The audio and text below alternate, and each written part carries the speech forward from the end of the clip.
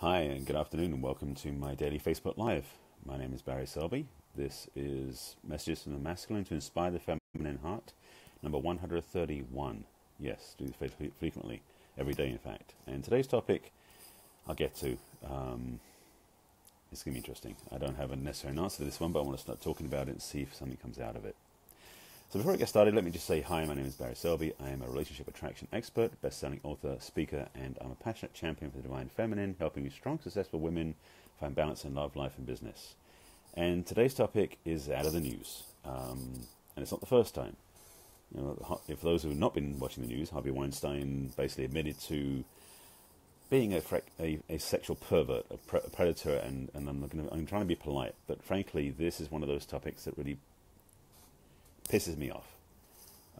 Being a man, I watch other men like to control women. I'm trying to think of other ways of phrasing it, but it's really been frustrating to me to watch this. Being someone who I am passionate about supporting women and serving women, watching men abuse women in any way, shape, or form. I mean, that's what this is partly about. It really it stirs me up big time, and I'm not sure if I have an answer for it. So I'm putting out some ideas, some topics. I'm speaking about this a little bit. I welcome your input, and if you're watching this on YouTube, comments are below are fine. I'm actually doing this on Facebook Live initially, so comments interactive will be fine as well. The big thing about sexual harassment is, well, it's a combination of things, but one of them extremely obvious thing is sense of power. It's about control and power, which a lot of men want because they don't think they have it. I'm not getting into psychology necessarily, unless it goes that way. But I want to speak about this just out of my own frustration. And I'm a guy, so I mean, I'm not sure I can actually speak to how women feel about this. To feel so violated and invaded by some guy who's an absolute... I'm glad. Thank you for that comment, by the way. Yes, I'm really... I mean, I'd like to say I'm disappointed and saddened because it's like, how would a man do that? But frankly, it pisses me off because a part of me, let me speak a little bit to part of my own history, recent history. I've shared before, and I've certainly shared it on some of my summits, that growing up in my teenage years, I was bullied at high school by the boys and found a safe space amongst the girls. And that was the beginning in large part with that also relationship with my mother, where I had this appreciation and respect for women. And it's been going on my whole life.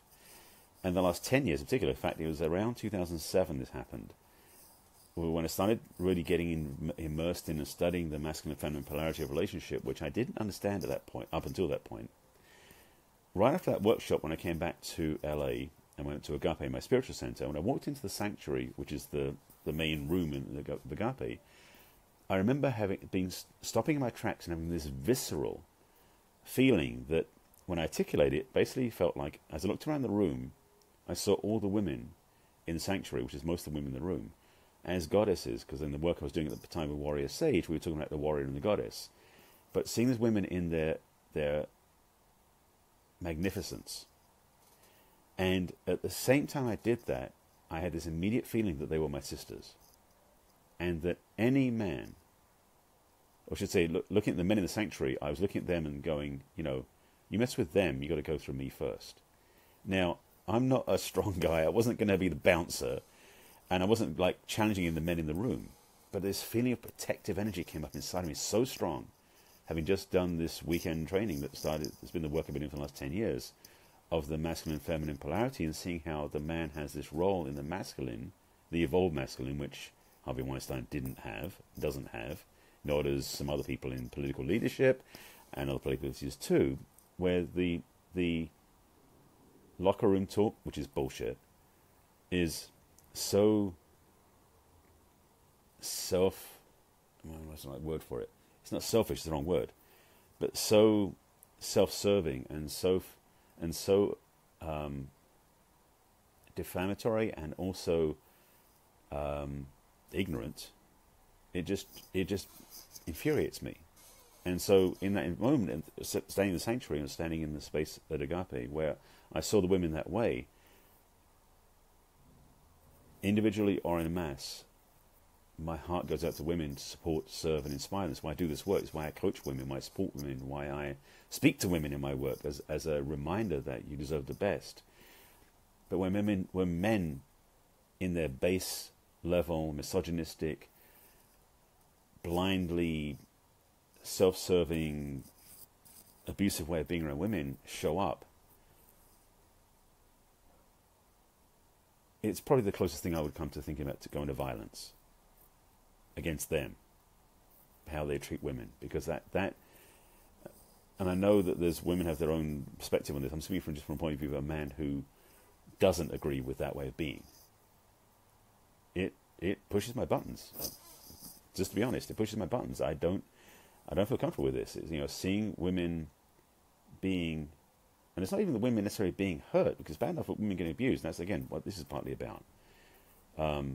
Because kids get sexually abused, and they become adults who then become abused or abusers, which is part of this process too, part of this paradigm too. But it's this frustration of watching women even having to deal with men acting such arrogant SOBs. It really does stir me up, and so I want to talk about this without an answer or a solution or a fix-it or any sort of keys to solving this, because it's not what I have. I just have a frustration with this, and wanted to speak to this in a way of just saying, I'm not go psycho, but I definitely want to get if a woman is I'm just going to comment on, by the way, if you're watching it somewhere else, I do step in if I see a woman being hurt and invite her to leave, because sometimes she wants to stay there. There's a whole thing with the abuser and abused relationship that I've talked about before, that is a fulfillment process, which is not what we're talking about here. But I do feel that there needs to be more men speaking up about this. There needs to be more men posting on it, social media, speaking out loud in public, particularly men who are leaders in this world, because it's other leaders in this world who are showing how fucked up they are. Okay, use the F word. I had to bring it out. And it frustrates me. And he Weinstein and 45 and other men like that do not represent me. I don't represent a lot of men, I know. But I wanted to speak out, because this is my channel, my page, my Facebook Live, to say, excuse me, but I'm not on the same page as that. And it's something that, I don't have answers to. If you're watching this in replay, put some questions, comments below. We'll answer them there too.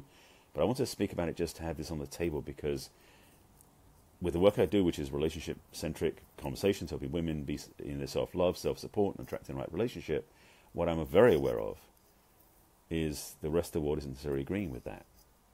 So I needed to speak about this as part of my message that continues, but also, I can tell you why they put up with abuse. Denver, since you asked the question, there's one reason you work with women, help figure out why they put up with abuse. It's simple. Actually, it's painfully simple. Most people who get abused as adults, generally speaking, were either abused as children or around relationships they saw that had abuse in them. And so for most people as adults, they associate love with what they were raised with as kids. And for many people who go through abuse, it's a hereditary learned behavioral pattern. They are learning as kids that love is expressed through an abusive arrangement.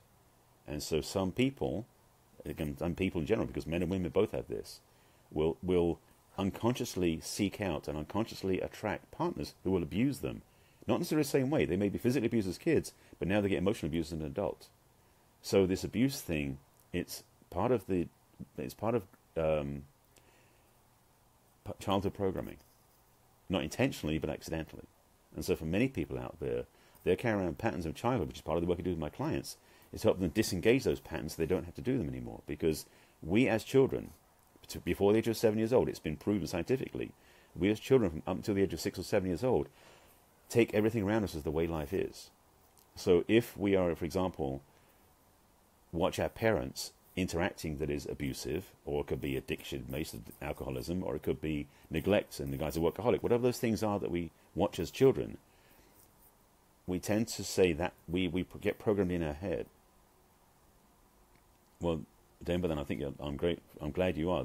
You're lucky that you figured that out, because a lot of people don't. A lot of abusers copy what they learn as kids because they see the childhood patterns and go, that's the way love is expressed. And this is not conscious thought. This is automatic programming. I was in a family, thankfully it wasn't abuse, but I actually went through a whole experience of where I ended up mimicking what my parents did when I did my own relationships, not realizing what I was doing was so off base. I didn't know. So I learned about this. So speaking to those people who've been through abuse, just finish that point up, there are many people who, as children, are programmed by the way they observe the world, because when we're that young, we don't actually have conscious thinking to take choices in and go, that's true, that's not. We go, that's the way life is, watching our parents do what they do, or whoever's raising us. If it's abusive, or it may be workaholism, or it could be neglect, it could be cheating, it could be anything. And when we see that, we get programmed into our subconscious mind that when we're 25, 30, 45 years old, dating and in relationships, is still running, even though we say, well, I want this, this, this, this, and this, we'll attract a partner who may have those, and they'll have the stuff that's in our subconscious. It's wired in. And the truth is, until we can change the programming, until we change it, we're going to attract the same thing. Now, again, just don't want to say this. If someone was abused physically as a child, or even sexually abused as a child, they may not attract that exact same experience, but they may well attract as an adult someone who will verbally abuse them or emotionally abuse them, but not physically. So the pattern will work its way through in some way, shape, or form. I've seen it happen repeatedly, time and time again, where partners will be chosen by somebody because the pattern will be repeated because they're not even aware of it. I suspect, Denver, that you actually were probably consciously aware of it when you were an adult, maybe as a teenager, where you basically was going, I'll never do that. I hope that's what you did. I mean, I'm glad you are the opposite, so I'm grateful for that. But for many people out there, they're doing it without even knowing they're doing it. And to say this, and this is going to sound strange, but even in the case of someone like, say, 45, I don't use his name because I don't choose to on my broadcasts, but I suspect a lot of his programming, the way he acts toward around women, was a way that he was raised by his dad, quite possibly. Or the lack of being raised by his dad, perhaps. Because I know, from what I read about this, I think his dad was more of a, let's give him money, keep him happy type thing. So he treats his kid the same way and doesn't necessarily have the heart-based loving experience for his family, for his wife, for his women he's around. Not to excuse his behavior, but to explain it. So for many people out there, sexual abuse is something they learn, not to get them off the hook, but to at least see where it comes from. Now, in Harvey Weinstein's case, I don't know. I don't have enough information. It's not my job to investigate. But I want to speak to this whole topic because this has been really bugging me. The whole sexual harassment piece just isn't cool. I mean, it's effed up. And so I don't know if I have an answer for this, or there will be an answer for this. I want to speak about it just to get it on the table. So this is an open-ended conversation. This is not a concise 10-minute talk like I usually do for Facebook Lives. But I wanted to speak about this to get it out there, to have some provocative ideas, some thoughts laid on the table that maybe something will get provoked or inspired from this. I do these daily broadcasts that are mostly around cues, clues, and insights to help you improve the relationship you have or attract a relationship you want, and also to really build up your own self-support, self-love, and self-esteem. This isn't one of those, but maybe tomorrow's will be. So if you want to find out my other broadcasts, just to summarize and wrap this up, I do have these on my Facebook business page as well as on my YouTube channel, which is Barry Selby, and I'm under my Messages from the Masculine playlist. They're also on my website, which is barryselby.com, and you go to my video blog to watch them there. And this is my daily broadcast, and this one again is not an answer solution broadcast. This is a thoughts to inspire things. Hi Nate, good to see you in my broadcast. Yes, Dr. Love, thank you. But this one is a messy one, and this is purely more of a provoke, think about, inform type conversation. This is where I think I'll be seeing a lot more comments about it, and I can respond in the comments and talk about it more there. Because there isn't an easy answer for this. This is something that I hope will get talked about enough to change some paradigms and patterns, and ideally will change the landscape so that women in any arena of life, Hollywood or not, politics or not, will be respected as individuals, as human beings, and treated with regard and respect as their right. So, and this is where it comes back to for me, back to the beginning. The sexual harassment issue is a mark of somebody who does not respect women, who has got definite issues with power and control, and that combination is dangerous. You know, and reading about his wife, who he said was standing behind him, is now divorcing him. She's a big piece of work too, from what I've heard. But also, they've been together for, I think, over 10, 12 years. and she had no suspicion of this, I'd be surprised. I suspect she may stay longer than was right. But anyway, that's off topic. I speak to this for women out there who've been on the receiving end of this, or who are concerned they might be on the receiving end of this. I highly encourage you to learn how to set up healthy boundaries. Part of that process, it's going to sound strange, but part of that process is to really start being focused on your own self-love, self-support. Because the boundaries get weaker when you feel like you need something from somebody else. So when you fill yourself up first, and you are honoring and remembering who you are, and standing in your own loving, then you will find yourself being able to repel, reject, and ignore those sort of approaches. Again, these are not the final solution. These are just ideas and thoughts to support you and inspire you. So, having said that, I do invite your comments and questions below, whether you're on YouTube watching this or on Facebook watching this, and let me know your thoughts. This is a topic that has room to be discussed, and it's not just about him. There are many men who've done this before, and many men who may still do it, and I think there are more men who are waking up to not do this, as men who commented in this broadcast did, and myself as well. So, sorry, it wasn't a pretty one, wasn't a happy one. This one was kind of serious. But thank you for watching and sticking it through, and or sticking with me through this. And as always, I invite you to take care of yourselves. Take care of yourself first, so you then take care of somebody else. All right? I'll see you again tomorrow. Who knows what topic will be for them? We'll see. I'll see you again then. Bye.